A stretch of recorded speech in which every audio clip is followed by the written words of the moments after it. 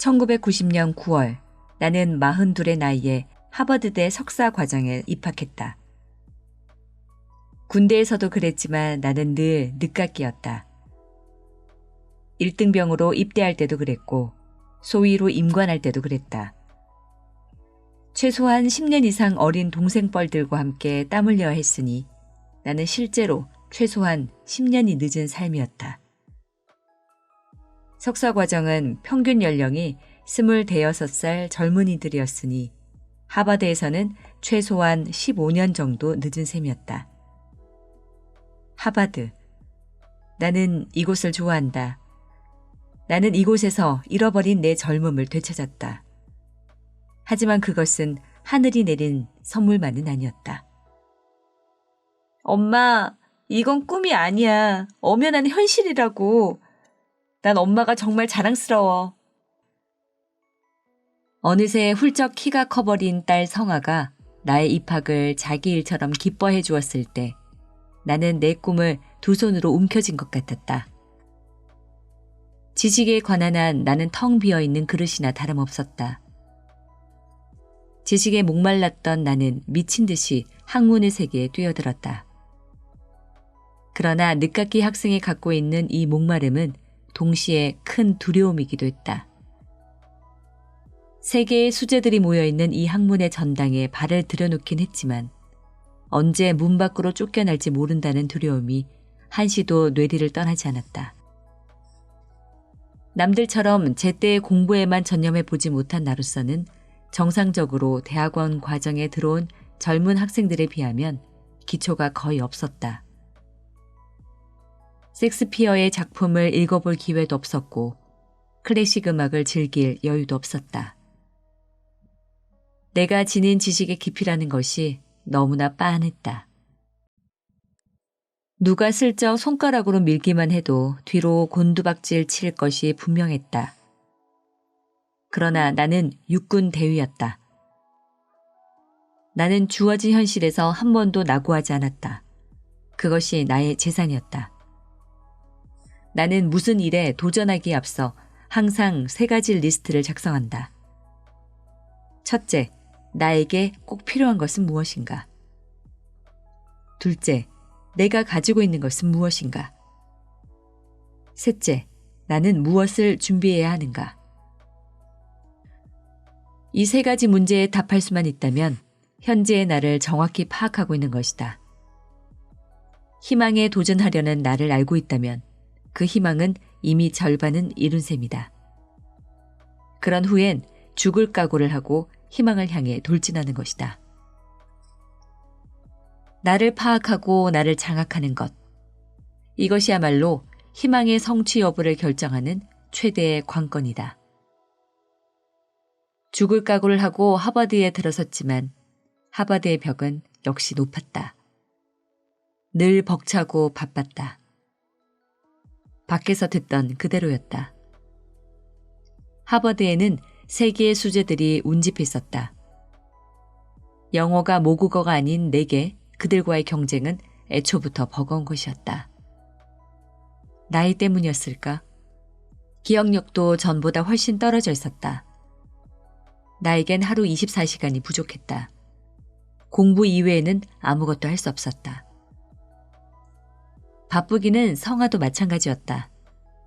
하버드 부근에서는 가장 좋은 공립고등학교가 케임브리지 옆에 있는 벨몬트에 있다고 해서 우리는 그곳으로 이사했다. 성아가 걸어서 5분이면 학교에 갈 수 있는 거리에 아파트를 얻었다. 성아는 고등학교 1학년 때부터 공부에 눈뜨기 시작했다. 공부에 대한 열정과 좋은 대학을 가겠다는 의욕이 넘치고 있었다. 성아는 공부뿐만 아니라 스포츠와 학교 활동에도 적극적이었다. 나는 성아가 좌절하지 않도록 언제나 용기를 주려고 노력했다. 모녀의 일상에 분초를 다투는 것이어서 우리는 먹는데 할애할 시간이 별로 없었다. 아침은 토스트와 우유 정도로 때우고 점심은 학교에서 각자 해결했다. 저녁은 주로 컵라면이었다. 그러나 식생활에 너무 소홀했다간 생에 대한 의욕을 잃을지도 모른다는 생각에 일주일에 한 번은 밖에 나가 포식을 했다. 하버드 광장에 있는 신라식당에 가서 초밥, 돈가스, 육회 비빔밥, 정종 등으로 상다리가 부러지게 차려놓고 정신없이 먹어댔다. 그리고 다음 일주일은 또 컵라면 신세. 컵라면은 정말 꼴도 보기 싫어. 질렸어. 성아는 요즘도 컵라면을 볼 때마다 눈살을 찌푸린다. 나는 아직도 맛있기만 한데. 자동차가 있었지만 학교 주변은 주차하기가 어려워 버스를 타고 다녔다. 나는 멀미가 심해서 차 안에서는 아무것도 읽지 못한다. 버스나 지하철 안에서 책을 읽는 사람들을 보면 늘 부럽다. 예전 뉴욕에서 대학에 다닐 때는 도저히 시간을 낼 수가 없어서 지하철에서 숙제를 해야 했다. 소설도 읽었다. 그러고 보면 멀미도 심리적 문제로 보인다. 하지만 하버드에서는 멀미를 방치했다. 멀미마저 안 했다면 하루 24시간 동안 쉴 수 있는 시간이 전혀 없었을 것이다. 나는 버스 안에서만큼은 긴장을 풀었다. 차창으로 스쳐가는 풍경을 물끄러미 바라보고 있으면 피로가 봄눈 녹듯 풀려나갔다. 나는 그 노곤함을 즐겼다. 머릿속에서 어떤 생각이 떠오르든 그냥 내버려 두었다. 하버드를 오가는 버스 안에서 나는 자유인이었다. 달리는 버스 안에서 눈을 반쯤 감고 하버드가 가까워지는 풍경을 바라보노라면 마치 영화를 보고 있는 듯했다. 물론 그 영화 속의 주인공은 나였다. 역사와 전통을 사랑하는 하버드의 건물들이 시야에 들어오면 나의 상상은 절정에 달했다. 상상 속에서 나는 하버드에서 가장 뛰어난 젊은 수재가 되어 있는 것이다. 공부도 마찬가지다. 내가 어려운 일에 도전할 때 도전하는 이유를 원대하게 잡는 것처럼 하버드에서 나는 나 자신을 젊고 유망한 대학원생으로 변신시켰다. 자기에 대한 신뢰와 자신감을 강화시키는 한 가지 방법이었다. 버스에서 영화 속의 주인공이 되던 순간을 빼면 정신없이 공부에만 전념하던 어느 날, 나는 하버드에서 내가 주목의 대상이라는 사실을 알게 되었다. 현역 미군 장교라는 신분이 의외의 효과를 가져온 것이다. 한국이나 일본에서는 한국계 여자 미군 장교를 무시하지 않았다. 공적으로나 사적으로 나는 예상치 못한 우대를 받았다. 하버드에서도 마찬가지라는 것은 뜻밖이었다. 하버드는 정부와 군대에 반대하는 자유주의자들이 대부분이어서 수시로 그들과 부딪힐 것이라고 우려했었다. 그런데 나를 만난 대부분의 학생들은 물론 교수들까지도 내가 미군 장교라는 사실을 높이 평가해 주었다.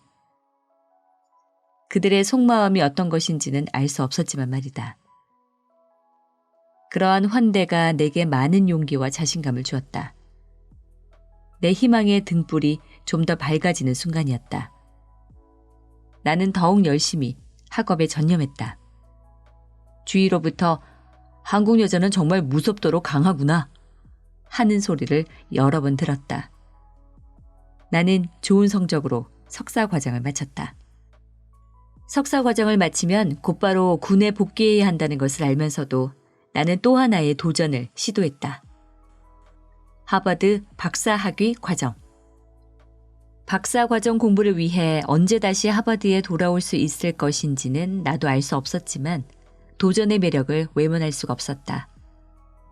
석사과정 1학년 때 처음으로 박사과정 입학을 시도했는데 실패했다. 그러나 포기할 수 없었다. 이듬해 다시 원서를 냈다. 그 무렵 의미 있는 한 만남도 있었다. 일본 사회학 분야에서 세계적 권위를 인정받고 있는 에즈라 보겔 교수가 국제 외교학사와 미국 외교사 분야에서 명성이 대단한 아키라 이리에 교수를 만나보라고 권유한 것이다. 나는 이리에 교수를 찾아가 박사 학위에 도전하고 싶다는 뜻을 밝혔다. 이리에 교수는 한미일 3국의 국제관계사를 연구해보고 싶다는 내 얘기를 진지하게 들었다. 내 말을 다 듣고 나서도 한참 동안 아무런 반응이 없던 교수는 마침내 나를 빤히 쳐다보며 입을 열었다. 좋아요. 내가 밀어주겠소. 이리의 교수가 승낙한 것이다. 나를 인정해주는 유력한 지도 교수를 만난 것이다. 1992년 봄, 32명의 지원자들 가운데 단 2명이 하버드 동양역사언어학과 박사과정에 합격했다. 그 2명 중 1명이 나였다.